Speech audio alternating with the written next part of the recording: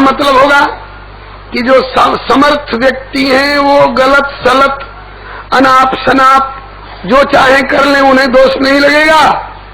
ऐसा अर्थ अगर ले लेंगे तो अनर्थ हो जाएगा। असमर्थ लोग भी अपने को समर्थ बता बता करके मनमाना स्वेच्छाचार करना शुरू कर देंगे, भ्रष्टाचार फैल जाएगा।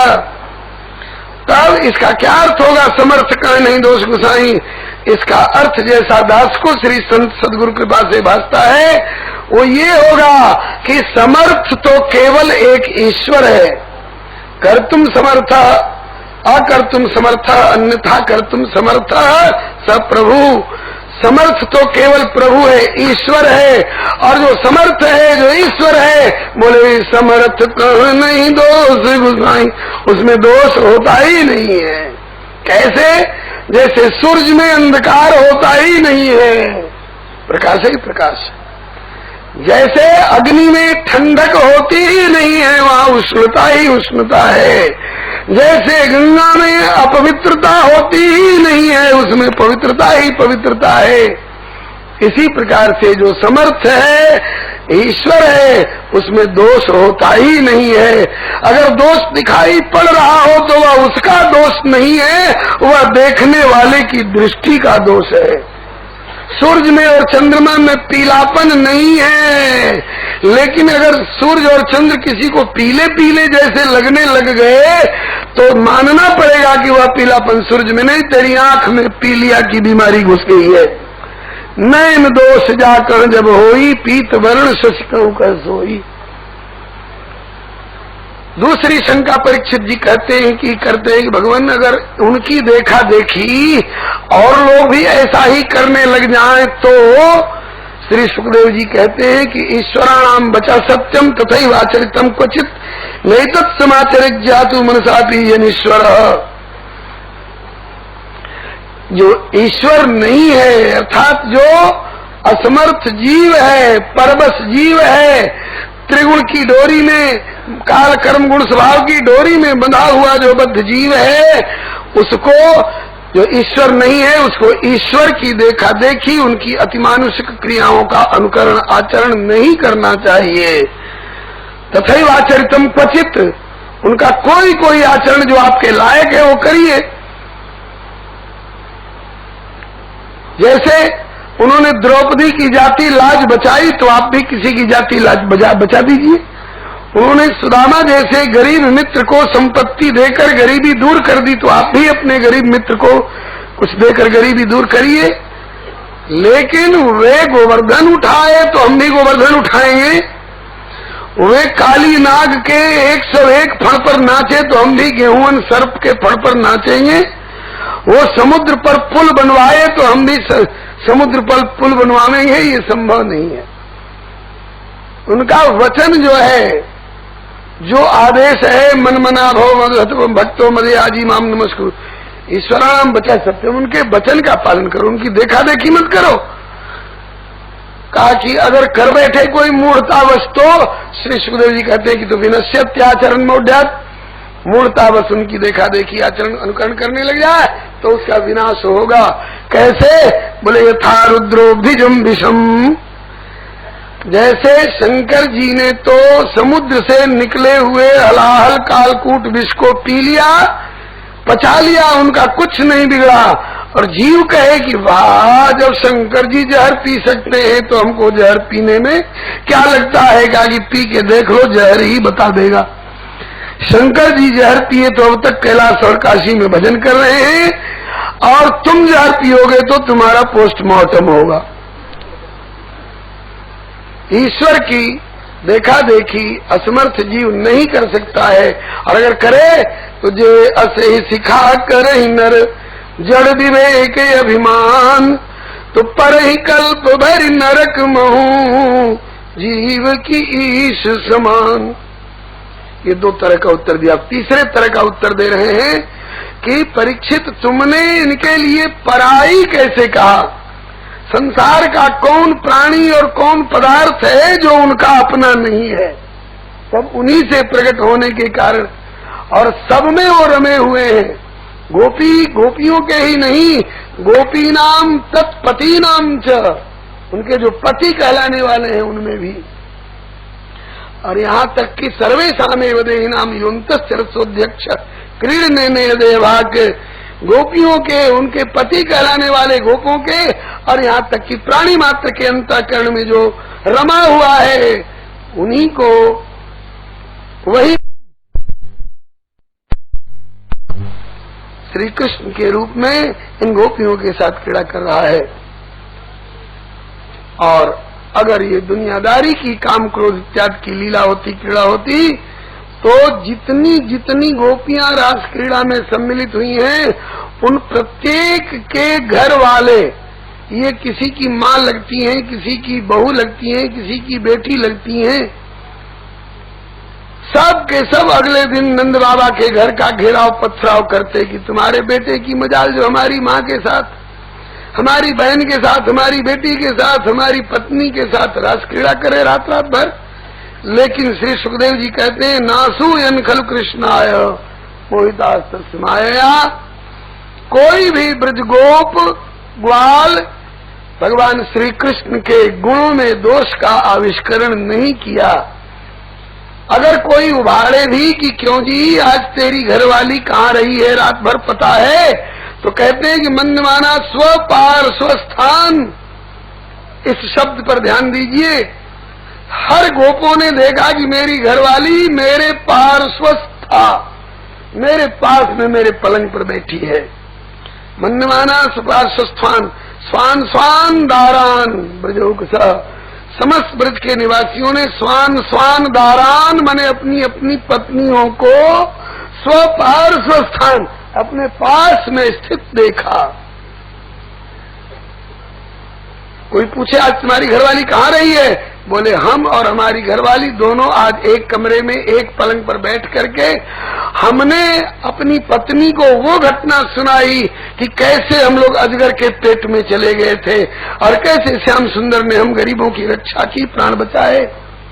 हमारी घरवाली ने सुनाया कि हम कैसे दही बेचने के लिए जमुना पल्ली पार चली गई थी और कैसे उधर से लौटते समय अंधेरा हो गया था, एक भी केवट नहीं, मल्लाह नहीं, तो श्याम सुंदर ने कैसे नैया से पार करके हमें घर तक पहुंचाया। ये अपनी अपनी अनुभूति उसने और अपनी अनुभूति मैंने उसको सुनाई।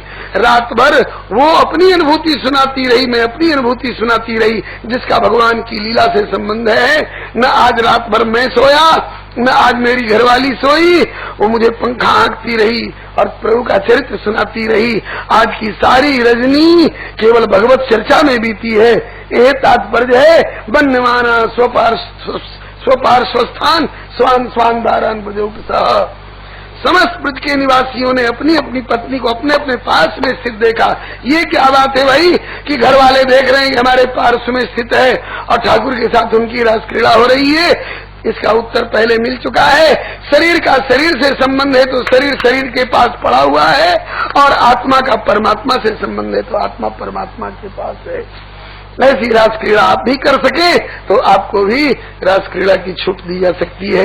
और दुनिया की अगर वासनाएं आपके हृदय में उभर रही हैं, आपके इंद्रियों में संसारी उत्तेजना स्पंदन अगर हो रहा हो, तो अभी आपको रास पंचाध्यायी का अध्याय छूने का अधिकार नहीं है।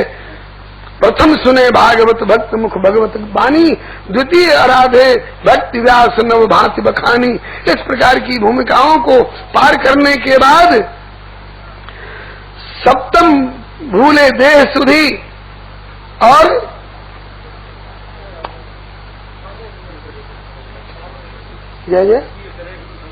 तृतीय करे गुरु समझी दक्ष सर्वज्ञ रसीलो, पांचे भूले देह छुटी सुधी, छठे भावना रास की, साते पावे तब श्री स्वामी हरिदास की। हाँ, ये नहीं कि एकाएक रस अनरस समझे नहीं, पढ़े प्रेम को गाथ, बिच्छू मंत्र न जाने ही, सांप पिटारे हाथ। रास लीला कोई दुनियादारी की क्रीड़ा नहीं है। शंकर भगवान इसमें शामिल नहीं होते। अगर दुनियादारी की क्रीड़ा होती तो श्री सुखदेव जी सरी के परमहंस शिरोमणि इस लीला को नहीं गाते। अब भगवान की आज्ञा से सब अपने अपने घरों को लौटी ब्रह्मरात्रोपावृत्ते वासुदेवानुमोदिता अनिच्छन्त्यो गोप्य स्वगृहान। भगवत प्रिया स्वगृहान मने अपने अपने शरीरों में वे लौटी, इच्छा नहीं रहने पर भी प्रभु की आज्ञा जान करके। अब इस पूरे रास पंचाध्याय की फलश्रुति बता रहे हैं। विक्रीडितम ब्रजबधूभिरिदं च विष्णो श्रद्धान्वितोऽनुसृणुयात् अथ वर्णेभ्यः भक्तिं परां भगवती प्रतिलभ्य कामं हृद्रोगमाशुपहिनोत्य चिरेण धीरः। ब्रजबधुओं के साथ भगवान विष्णु की इस विशिष्ट विक्रिया को जो कोई पढ़ते हैं, नहीं पढ़ने की अनुमति नहीं, श्रृणुयात् सुने। किससे सुने जी? किसी सरिता सरीखी नास्तिक पत्रिका के नास्तिक संपादक से जो अपने दिल दिमाग की गंदगी उड़ेलेगा, किसी रिश्वतखोर नेता से जो देश को गिरवी रख देने पर तुले हुए हैं, किसी शराबी कबाबी डेक पर पड़े हुए किसी अभिनेता से भागवत की रास पंचाध्यायी की कथा सुनी जाए? नहीं नहीं, संतों से सुनी जाए। आपको प्यास है, आपके पास लोटा भी है, आप समुद्र के बीच में खड़े हैं टापू पर, क्या आप अपनी लोटिया डुबाकर समुद्र में से पानी निकालकर अपनी प्यास बुझा लेंगे? नहीं, इतना खारा मिलेगा कि आप पी नहीं सकेंगे। नाक कंठ दाब के पी भी लीजिए तो उसका खारापन आपको मार डालेगा। जैसे बरसात में मट्टी की हड़िया गल जाती है जिसमें नमक रखा जाता है, ऐसे समुद्र का पानी आप स्वतः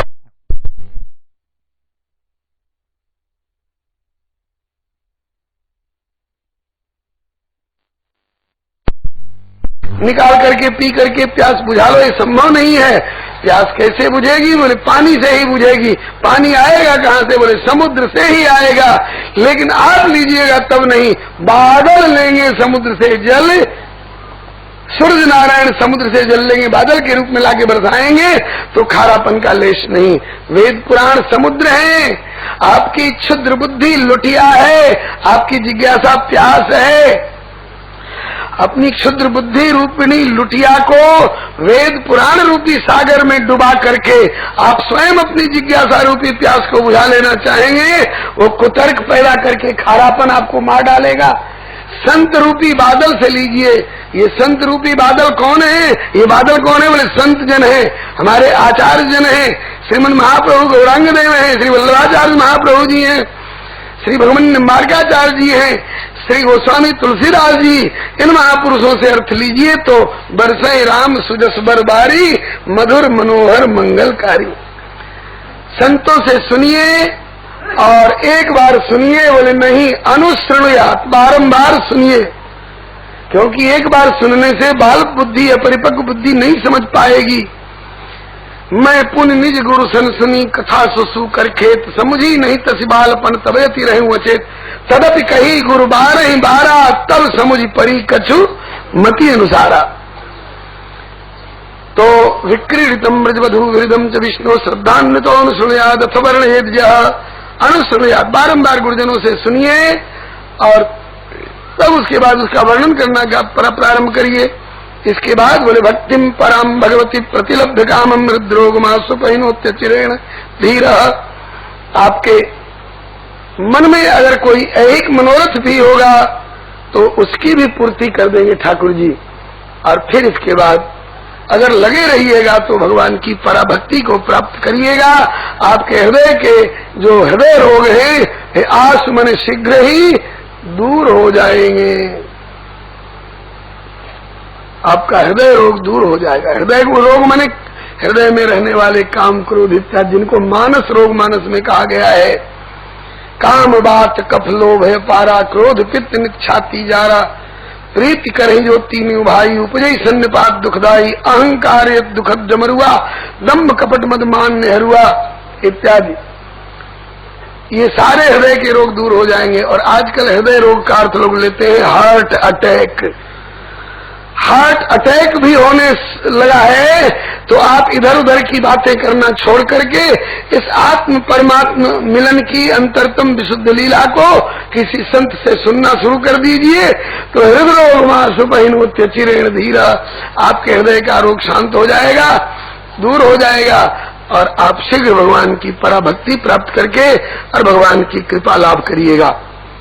आगे के अध्याय में बोलिए श्री रास बिहारी भगवान की जय, श्री रासेश्वरी जू की जय, श्री गोपिका नाथ की जय। आगे के अध्याय में श्री सुखदेव जी कहते हैं, एकदा देव यात्रायाम गोपालाजात कौतुका अनोभिरंडुद्युक्त प्रयुष्टेम्बिकावनम। एक बार देव यात्रा पर्व के ऊपर देव यात्रा का भाव बताया है। महादेव बाबा का जो पर्व है शिवरात्रि, महाशिवरात्रि पर्व पर गोप गोपी गोपों ने, बाल वृद्ध वनिता पुरुष सब लोग मिल करके अंबिका वन में गए और वहां स्नान इत्यादि करके और अंबिका देवी सहित भगवान पशुपति अर्थात श्री गौरी शंकर भगवान की आराधना करी और खूब कथा कीर्तन नृत्य गान उत्सव मनाए भगवान के भोलेनाथ के पर्व के ऊपर। रात्रि के समय में श्री नंद बाबा के को एक बड़ा भारी अजगर पांव की ओर से निगलने लगा। नंद बाबा ने पुकारा, अरे भैया ग्वाल वालों देखो, आज मुझे एक अजगर सर्प निगलता जा रहा है। और ग्वालों ने आकर के और लाठियों से, जलते हुए लकड़ों से मारना शुरू किया, लेकिन सर्प ने नहीं छोड़ा। तब लोगों ने पुकारा, हे श्याम सुंदर दौड़ो, बाबा को सर्प से बचाओ। श्याम सुंदर आए, न लाठी चलाए, न भाला बर्छी चलाए, न जलते हुए लक्कड़ और अंगारे छोड़े उस पर, केवल जैसे पत्थर बनी हुई अहल्या को चरण से छू दिया था, इस तरह से तमस पृषत पदाभ्येत्य भगवान सात्वताम पति, केवल चरण के अंगूठे से उसको छू दिया सर्प को। वो नंद बाबा के चरण को छोड़ करके किनारे हो गया और उस सर्प की आत्मा उस शरीर को छोड़ करके निकली, दिव्य रूप धर करके दिव्य लोक को गई। अपना परिचय बता,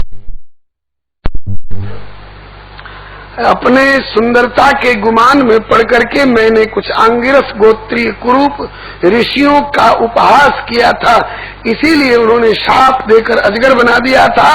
आज आपके संस्पर्श से मेरा उद्धार हो गया प्रभु। जो भगवान के रास क्रीड़ा की होड़ करना चाहते हैं उनसे पूछिए कि है तुम में क्षमता जो सर्प को चरण से छू करके और उसको देवता बना दो? है तुम में क्षमता जो चरण से पत्थर को छू करके और उसे अहल्या बना दो? अगर नहीं है तो ईश्वर की देखा देखी उनकी होड़ मत करो, उनकी अतिमानुषिक क्रियाओं की। आगे फिर वर्णन आता है कि एक बार श्री कृष्ण बलराम दोनों भैया संगीत गोष्ठी का आयोजन किए हुए थे। नृत्य गान संगीत का बड़ा भारी आनंद हो रहा था। उसी समय कुछ गोपियों को एक आसुरी वृत्ति का यक्ष जिसका नाम था शंखचूड़ हरण करके कुछ गोपियों को लेकर भागने लगा। वो पुकारी, भगवान श्याम सुंदर ने दौड़ करके शंखचूड़म निहत्यैव मणिमादाय भासुरम अग्रजायादात प्रीत्या पश्यन्ती नाम चयोषिताम। शंखचूड़ को मार करके और गोपियों को छुड़ा लिया, उसके मस्तक की चमकीली मणि लेकर के और अपने अग्रज श्री बलराम जी को दिया। इसके आगे के अध्याय में जुगल गीत का वर्णन है। गोप्या कृष्णे वनम जाते तमरुद्रुच्चेत स कृष्ण लीला प्रजायन्त्यो निर्दुखेन वासरान। जब श्याम सुंदर वन में चले जाते गाय चराने के लिए, तो जाते समय तो ये अपने दरवाजे पर लगी रहती थी कि प्रभु का दर्शन होगा, और जब चले जाते तो दिन भर के लिए चले गए। तो 4 पहर बंसी बट भटक्यो, सांझ परी घरे आयो। 4 पहर मैंने 12 घंटे। अब 12 घंटे तक का दिन हमारा कैसे बीतेगा? तो भगवान का गुणगान कर करके और वियोग में भी संजोग का अनुभव करती। बाम बाहु कृत बाम कपोलो वल्गित भ्रुरधरार्पित वेणुम कोमलांगुलि विरासित मार्गम गोप्यैरेति यत्र मुकुंद व्योमयान वनिता सिद्धैर्विस्मिता सदुपधार्य सलज्जा काम मार्गण समर्पित चित्ता कसमलम स्मृत निव्य। कहती है कि हरी सखी हो, जिस समय अपने बाम बाहु पर अपने बाम कपोल को यूं टिका के और मुरली बजाते हैं त्रिभंग ललित गति से, उस समय इनकी मुरली ध्वनि को सुन करके स्वर्ग आदि लोकांतर के देवता अपनी देवियों के साथ विमान पर बैठकर ऐसे मुग्ध होते हैं कि कब उनका उत्तरीय जाकर के कहाँ पड़ गया, कब वो मूर्छित हो गए, इसका उनको पता नहीं चलता है। अरे ये साधारण पशु पक्षी भी अपने मुंह में चारा लिए हुए हैं, चर्वण करना भूल जाते हैं और एकदम ध्यानस्थ होकर के हमको तो लगता है कि इन ब्रज के पशु पक्षियों के रूप में ये साधारण नहीं, ये तो ऋषि मुनि लोग हैं, एकदम समाधिस्थ से होकर के और इनकी छवि माधुरी, इनकी वेणु माधुरी इत्यादि का आस्वादन करते हैं। इस प्रकार से गोपियां एवं ब्रज स्त्रियों राजन कृष्ण लीला अनुगायती वेमरे हस्तचित्तास्तन मनस्का महोदया,